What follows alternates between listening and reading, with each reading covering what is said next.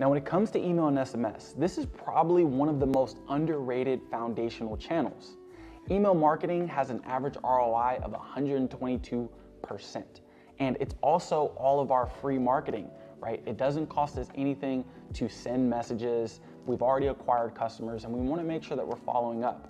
And ultimately, we want to stay top of mind, we want to stay up to date, and this is really where the customer relationship is really maintained and nurtured. Now, there's a couple steps that need to be considered when we're trying to really grow this process. Step one is define a target audience.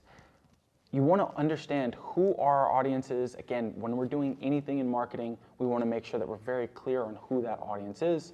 Step two is setting campaign objectives, whether that's to get leads, to get customers, to tackle abandoned carts, whatever the case is, we want to be very clear on those objectives. Step three is creating the actual email content, all right?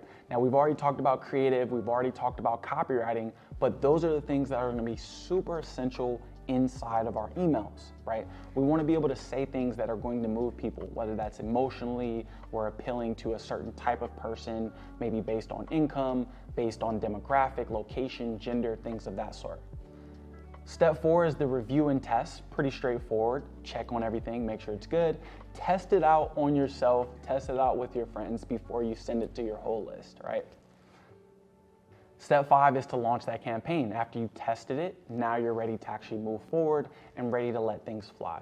Now, step six is to track and measure.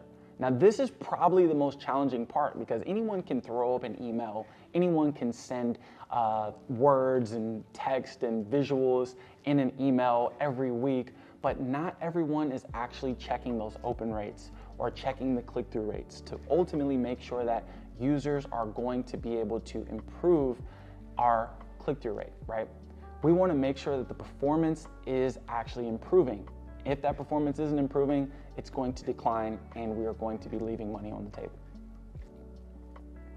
Last but not least, we have the analyze and refine. So as you're looking at those KPIs, you're understanding what open rates are working, what click-through rates aren't working, and this is where we're actually going to refine those things, right? We want to take the data and actually make changes based on that. Now, email and SMS sounds simple, but it can be very, very complex depending on how many different things, how many different objectives, how many different types of demos you're trying to hit, how many different types of products you may be trying to hit. So you want to make sure you have a very clear and defined plan before you get started.